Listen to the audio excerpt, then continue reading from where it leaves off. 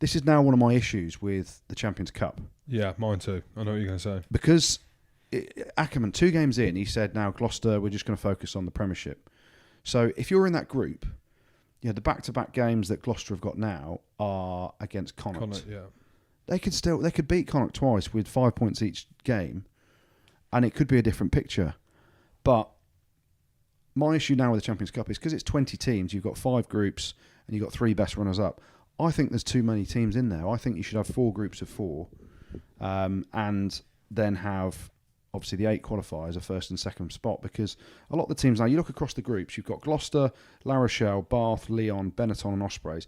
They've all played 2, lost 2. They're all going to not show their strong hand and not pick their first teams and not try and... I'm not saying not try and win games, but they're going to be focused elsewhere. So that then gives an advantage to the other teams that they're playing against. So does it devalue it a little bit?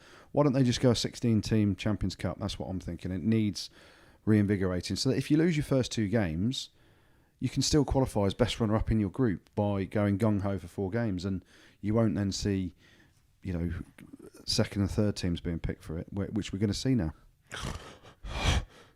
Leicester beat Cardiff in the Challenge Cup. I don't. Is this not a rugby debate? No, I'm joking. Mate, I'm letting you go. I'm loving the fact that you've watched all the ruggers. You haven't done any research. I've done a little bit of reading. You've done. So here's the difference.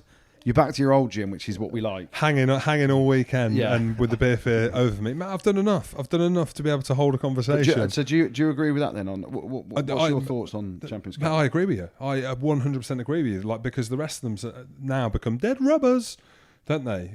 So you look at like the Sarries Ospreys pool. So Ospreys are now, not that they could compete before, but they're just not going to compete, are they? Well, Racing are going to beat them twice. That's what I mean. So if Ospreys were in with a chance there, you think potentially at home they'd stand a chance against Racing. Who knows? They might still do. They might be so French turn up, but I doubt it. You know what I mean? They're just not going to be able to, and I think it just devalues it a little bit. You've got Lyon as well. Top of the top 14, by the way. They're going to go to Leinster, so we now know that Leinster are going to win that game comfortably against the team at the top of the top 14. So, yeah, I'm with you. But I'm also happy that Leicester beat Cardiff away in the big one. Leicester under 12s as well, in the big one, mate. But you look at, you could go 5 from it, and people talk about, how do you then pick the teams that are going to be in it? Just go 5 from each league and the Challenge Cup winner. So it makes the Challenge Cup a purposeful tournament. And then you've got 5 from each league, the top 5 in each league. However you want to sort it out in the Guinness Pro 14 in terms of points, 3 from one pool, 2 from the other. And it makes it a stronger... I then think less is more, and it makes it a stronger competition, maybe.